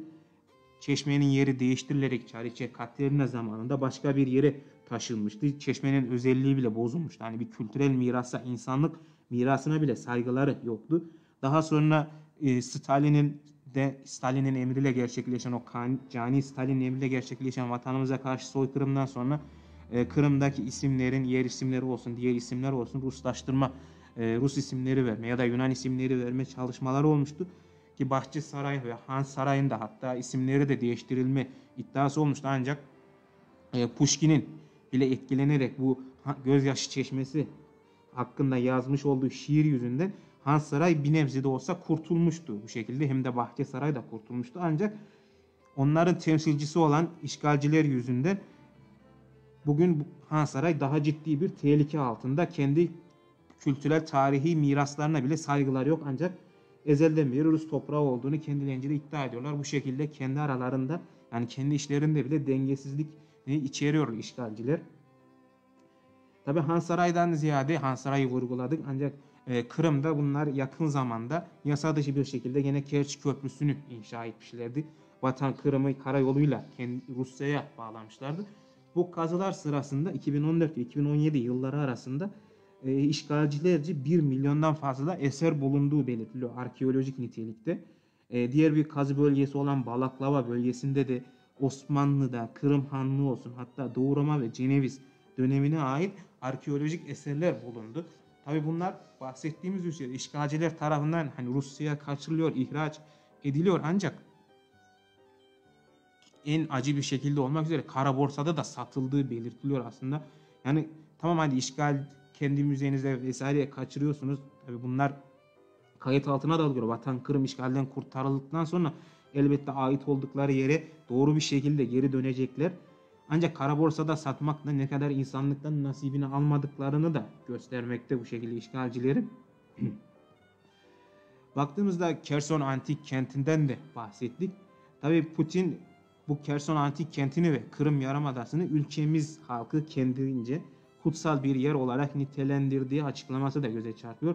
Rusya'nın Hristiyan Anlaşması, işte Rusya'nın yazı sistemi, medeniyetinin gelişmesi gibi unsurlar Kırım'da başladığı iddiasında bulunuyor. Kendince bu şekilde Kırım'ın ezelden beri Rus toprağı olduğunu iddia ediyor. Tabi Han Sarayı olsun, diğer kültürel miraslarımızı da bu şekilde iddiasını desteklemek adına yok ediyor. İşgalcilerin hedefinde Reşat Amatov'u katlettiğinden bahsetmiştik. Ya da Ervin İbrahimov işgalden bu yana kayıp, daha başka kayıplarımız da oldu. Cinayete kurban giden Kırım Tatarlarımız var. Hapishanede tutuklu olan Kırım Tatarlarımız var.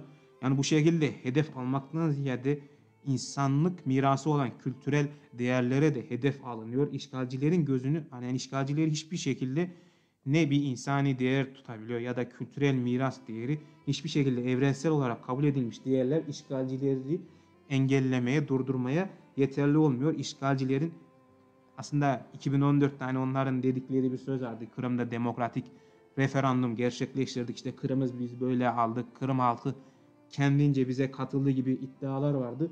Bu şekilde kendi iddialarını kendilerinin de çürüttüğünü tekrardan ben burada belirtmek istiyorum.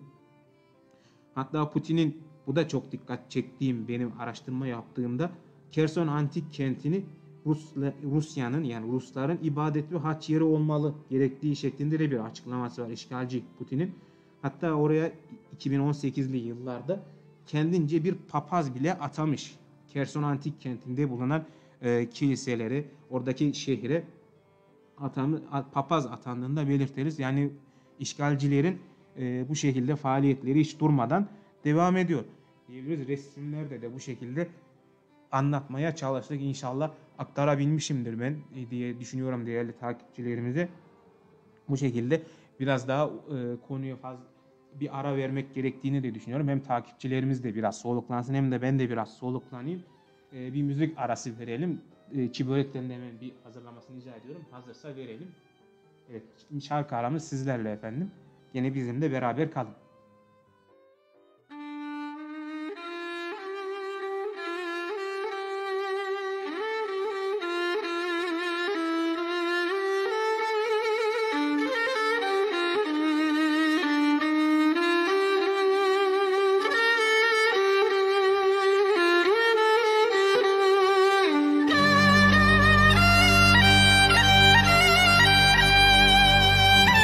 Çok yıllar hasret çekip kayıtmak için kuruştuk.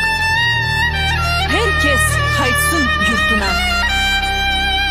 Biz Kırım'da ve Kırım'dan daha gayrı vatanımız yok. Vatanından kaçma, cahillikten kaç.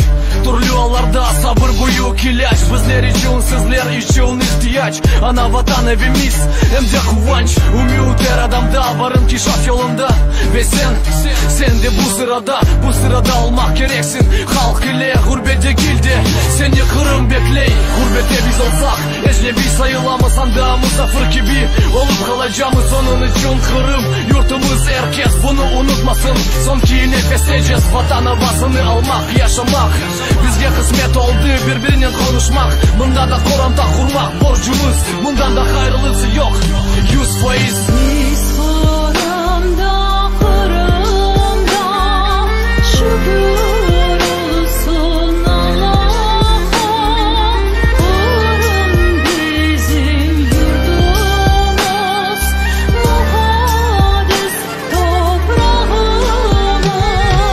Sen Kırım'da olmasan haydi gel vatanına. Kırım evladı olsan mutlu Kırım'da yaşa.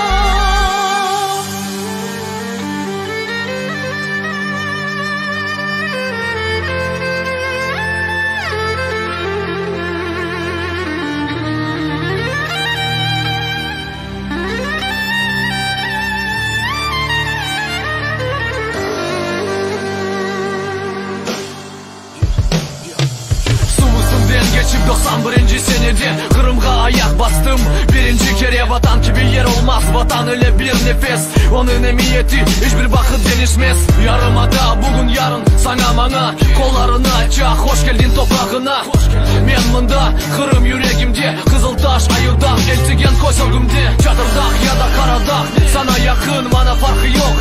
Hepsi bizim Kırım. Sen Kırım'ı bıraksan nasıl vatanperversin? Gurbetten tek bir selam yollap sen. Bu yeter bileysin mi? Yanlışasın. Vatanperver olsan vatanını bırakmasın. Umur billah uzaklarda yaşasan, kaytıp gel mında Kırımlıkın olsa. Biz Kırım'da, Kırım'da şükür olsun Allah'a. Kırım bizim yurdumuz, muhadis toprağımız. Sen Kırım'da olmasan haydi gel vatanına.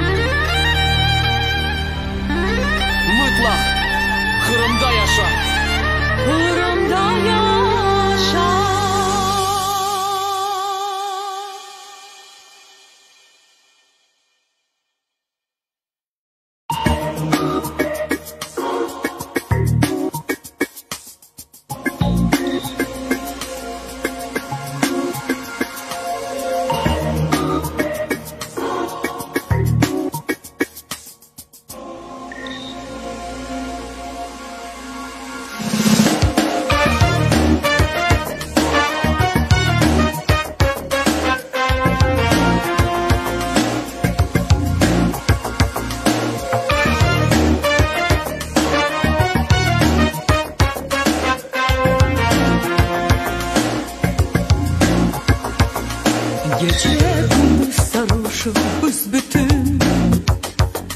O gün vermege kimin var hakkı? Benim ömrüm öyle geçer gün. Gönlüm hasta, ilacım rakı. Seni çoktan gördümden sevgilim, hayatımdan derledin değişti. Ne hani oldu nenim hepim, de her şey bu dünyada karıştı. Ne hale oldu benim evim, ve her şey bu dünyada karıştı. Arabacı, arabacı, inan bu yalan ve boş dünyada. Benim için arabacı, en yakın adamsın sen. Anlasa arabacı, adın kendi tek yavaş çaparda. Geçin beni arabacı, bugün tek sarhoşum ben.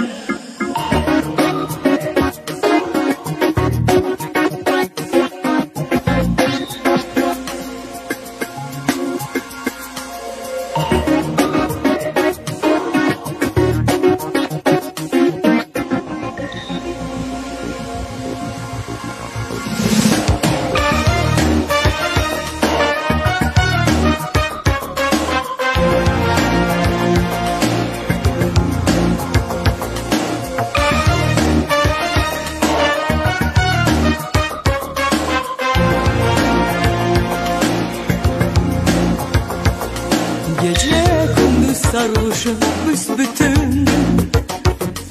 O güt vermeye kimin var hakkı? Benim ömrüm öyle geçer gün. Gönlüm hasta ve ilacım rakı. Seni çoktan gördüm ben sevgilim, hayatımdan derledim değişti. Ne oldu benim evim, ve her şey bu dünyada karıştı. Meyhane oldu benim evim, ve her şey bu dünyada karıştı. Arabacı, arabacı, inan bu yalan ve boş dünyada. Benim için arabacı, en yakın adamsın sen. Arabacı, adın kendi pek yavaş çapada. Geçin beni arabacı, bugün tek sarhoşum ben. Arabacı, arabacı, inan bu yalan ve boş dünyada. Benim için arabacı, en yakın adamsın sen. Kamçılasa arabacı, adın kendi pek yavaş çapada. Geçir beni arabacı, bugün tek sarhoşum ben. Arabacı, arabacı.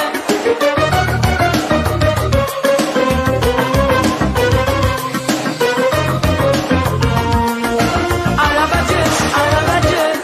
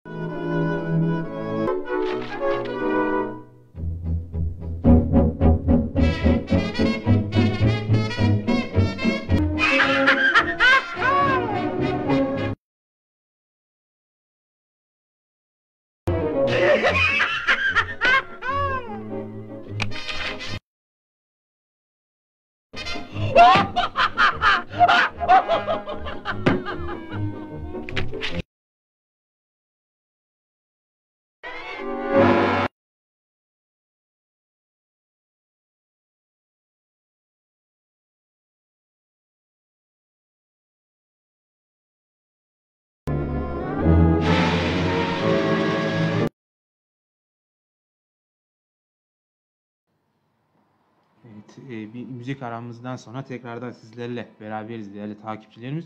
Hemen konuşmamıza, yayına geçmeden önce gelen yorumlar vardı. Onları buradan seslendirip yayınımıza devam etmek istiyorum ben. İlk olarak Arovaysa'dan sanırım yine video partisinden bir yorumumuz vardı. Özen Osman Bey gül emojisi göndermiş bizlere. Teşekkür ediyoruz. Biz de bununla onlardan teşekkürlerimizi gönderiyoruz, rica ediyoruz. Gene Fazıl Can'dan Bey'den bir yorumumuz var. Emeklerinize sağlık genç Tatar diyerek. Çok teşekkür ediyoruz. Biz de destekleriniz için teşekkür ediyoruz. Diğer bir yorumu da onlar işgali yahşi göstermeye tırışsalar da bizler vatan Kırım'da yaşanan zulümlerini kabul etmeyecekmiz diye bir açıklaması var. Fazıl Can'ın yeni büyük destekçilerimizden sağ olsun var olsun diyerek ben de buradan ona teşekkürlerimi gönderiyorum. Sağ olsun, sağlıkman kalsın gene kendisine arok arasın diyerek iyi dileklerimi göndermek istiyorum Fazıl Can'a. Elbette işgalin eninde sonunda bitecek, onu tekrardan vurguluyorum ben burada. Tabii müzik aramızdan sonra yayına girmeden önce kısa bir video da sizlerle paylaştık takipçilerimiz. O videoyu da ekip olarak hazırlamıştık, Genç Tatar ekibi olarak. Kısa hani internette de sosyal medyada gezerken de gözünüze çarpmıştır, öyle parodi video tarzı gibi ifade ediliyor. O şekilde işgalcilerin bu safsatalarını, iddialarını, tabii Han Saray arkeolojik kazılar haricindeki iddialarını da ne kadar gereksiz olduğunu, ona bir hani videonun gereği olarak bir kedinin bile gülebileceğini biz göstermeye çalıştık.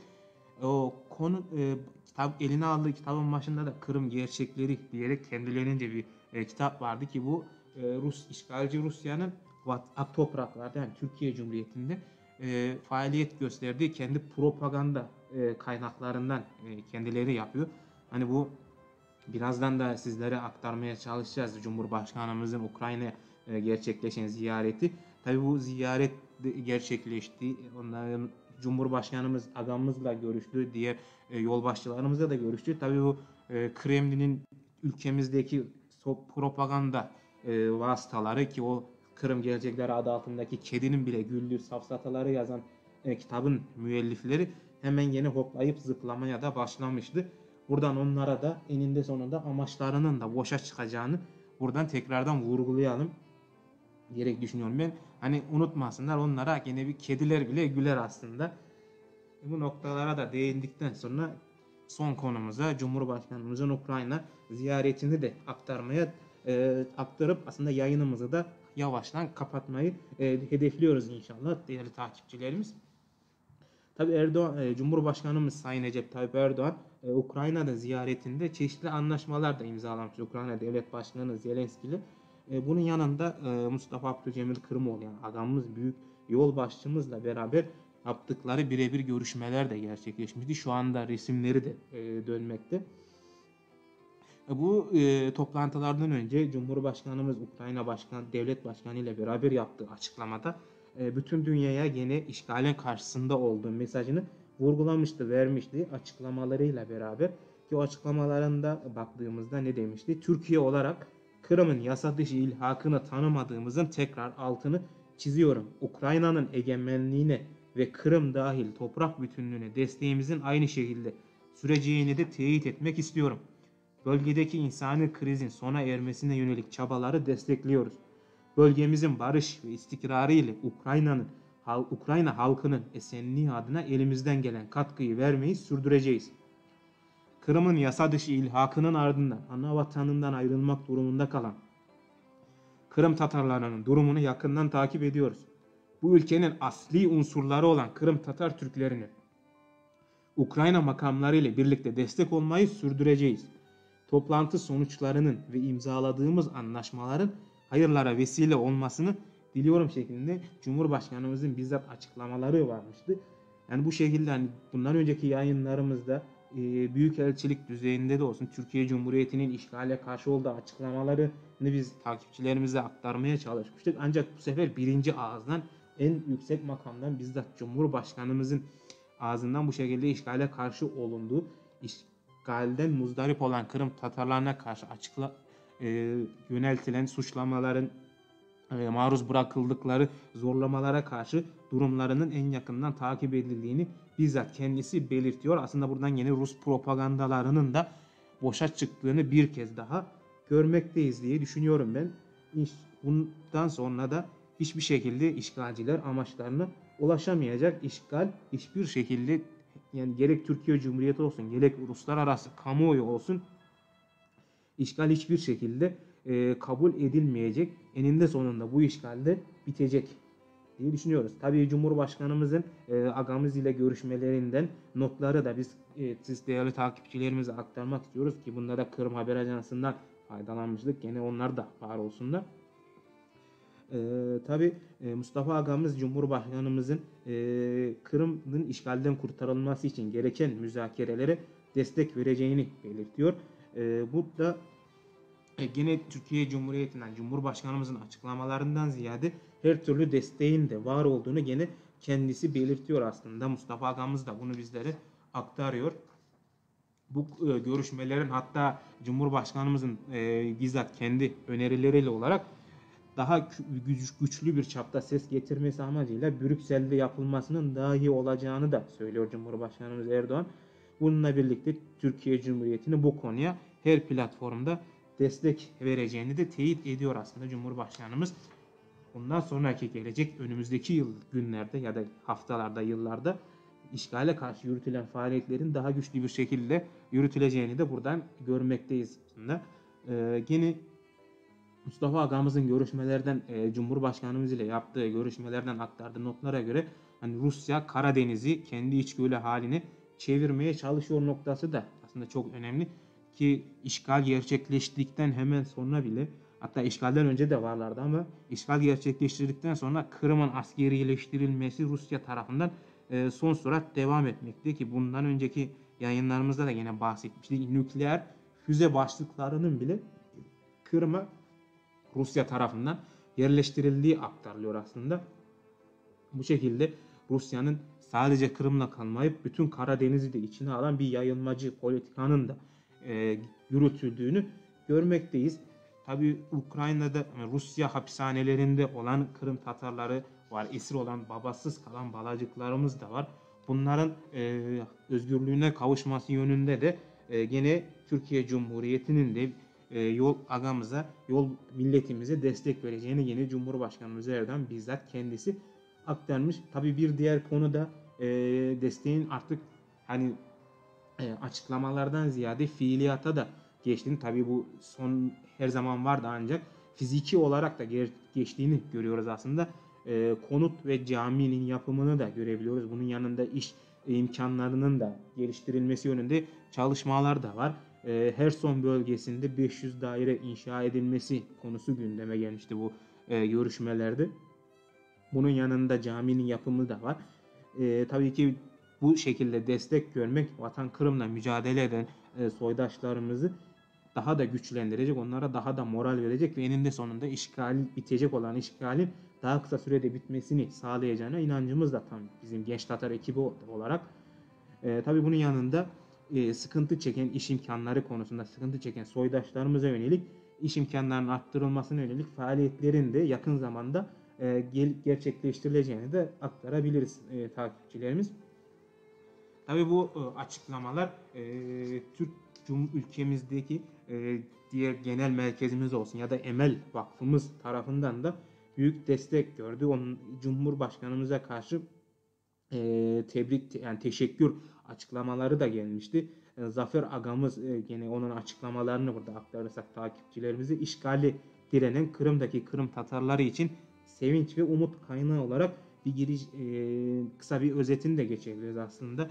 Yani Cumhurbaşkanımızın Kırım Tatarlarının unutulmayacağı mesajının verilmesi, Türkiye'de ve dünyada ve daha da önemlisi işgale direnen Kırım'daki Kırım Tatarları için bir sevinç ve umut kaynağı olmuştur. Elbette yani bu şekilde değerlendiren, bu açıklamaları değerlendiren Zafer agamızın açıklamaları Cumhurbaşkanımıza hem teşekkürler hem de bu desteklerinin eninde sonunda işgali bitireceğine dair onun da inancının olduğunu da belirtebiliriz takipçilerimizi. Diğer büyüklerimizden de yine açıklamalar vardı. Avukat Namık Kemal Bayar agamızdan da var yine açıklamalar.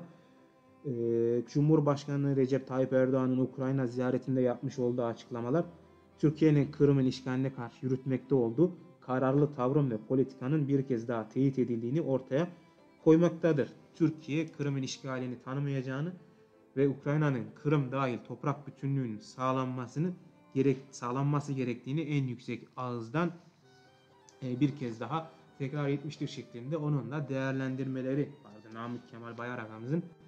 Tabi bu şekilde daha aktaramadığımız yine yolbaşçılarımızın da değerlendirmeleri vardı. Ancak genel olarak baktığımız hani bu şekilde Vatan Kırım'da mücadele eden soydaşlarımıza karşı işgalin sona erdirilmesi yönünde Han Saray'ın soykırımdan, Han Saray'ın da karşı gerçekleşen bu soykırımdan kurtarılması yönünde, oradaki İslam kültürünün, Türk İslam kültürünün, geleneğinin, mirasının devam etmesi yönünde çalışan, tırışan, işgale karşı mücadele eden soydaşlarımızı en yüksek desteklerini bizzat Cumhurbaşkanımızın, Türkiye Cumhuriyeti'nin tarafından gönderildiğini buradan siz değerli takipçilerimize aktarmak benim için de bir mutluluk kaynağı. Eninde sonunda işgal sona erecek. Vatan Kırım tekrardan Vatan Kırım olarak kalacak. Tabii ki hani biraz yayın süremizi de aştık gibi oldu. 1,5 saat olarak planlamıştık ancak şu anda biraz daha aşmış olabiliriz ama önemli konulara da değindiğimizi ben düşünüyorum. Bu noktalara da dikkat çekmemiz gerekiyordu. Elbette hani Kırım'da soydaşlarımıza yönelik hani bahsettiğimiz üzere cinayet, işkenceyle öldürme gibi vahşice faaliyetlerin yanında kaçırma, hapishaneye atma gibi konular da vardı. Bunun yanında kültürel mirasımıza da yönelik, yani sadece Kırım değil, Türk İslam mimarisinin, Türk İslam kültürünün bizzat Türk İslam kültürüne yönelik işgalciler tarafından gerçekleşen yok etme, soykırıma uğratma faaliyetleri de göz ardı edilmemesi gerekiyor aslında. Oranın kendilerince safsata gibi iddia olarak ezelden beri Rus toprağı olduğu, Rus yani medeniyetinin başladığı gibi iddialarının yersiz olduğunu buradan biz hem takipçilerimize aktarmak istiyoruz ve hem de bu propagandanın o kedinin güldüğü kitap bile değeri olmadığını aslında buradan aktarmak istiyoruz. Eninde sonunda Vatan Kırım işgalden kurtulacak. Tekrardan özgür kılacağız. Tıpkı 1944'ten sonra o soykırımdan sonra hani artık bitti, Özbekistan'da yaşarlar giderler gibi düşüncelere karşı bir bakmışlardı ki Kızıl Meydan'da bağırıyorduk Vatan Kırım, Vatan Kırım diye, onların kalbinde hatta göz bebeğinde diye bağırıyorduk. Daha sonra da Vatan Kırım'a geri dönmüştük. Bu şekilde bugün onların temsilcileri olan Kremlin rejimine, işgalci Putin'e karşı da eninde sonunda zafere ulaşacağımıza yönelik inancımız tam. Hem benim kendim naçizane hem de Genç Tatar ekibi olarak bu şekilde faaliyetlerimize, işgale karşı mücadelemizi sonuna kadar devam edeceğimizi tekrar vurgulamak istiyorum. Bu şekilde sizleri de fazla sıkmadan değerli takipçilerimiz, inşallah faydalı da bir yayın olmuştur. Yorumlarınızla da bize destek olduğunuz için ben çok teşekkür ediyorum. Bugün Kalakay yoktu. Tek başıma biraz yayını yürütmeye çalıştım. İnşallah elimden geldiğince yapabilmişimdir. Çi Börek de bana sağ olsun teknik masada yardımcı oldu. Buradan ona da çok teşekkürlerimi gönderiyorum. Aruba sahamızda Ağrı'dan video partisi olsun, yayınımızın daha çok kişiye ulaşması yönünde çalıştı. Oradan yorumlarını da bize gönderdi. Ona da çok teşekkür ediyorum ben buradan. Son olarak da bir yorum daha gelmiş. Elvira Temirova hanımdan. O da sıkı takipçimiz. İnşallah Kırım bizim olacak diyerek yorumunu göndermiş. Biz de amin diyoruz. İnşallah onun dileklerini ben de son kez tekrar ederek son sözlerimi bitirmek istiyorum. İnşallah Vatan Kırım tekrardan bizim olacak. Vatan Kırım tekrardan Vatan Kırım kılacağız diyerek son sözlerimi bitirerek bugünkü yayını bitirmek istiyorum. Herkese, bütün takipçilerimize, bizimle olan herkese hayırlı akşamlar diliyorum. Bir dahaki yayınımızı inşallah Özgür Kırım'da yaparız ümidiyle. Yayın Genç Tatar'ın 53. yayınını bitiriyoruz efendim. Sağlıkla kalınız.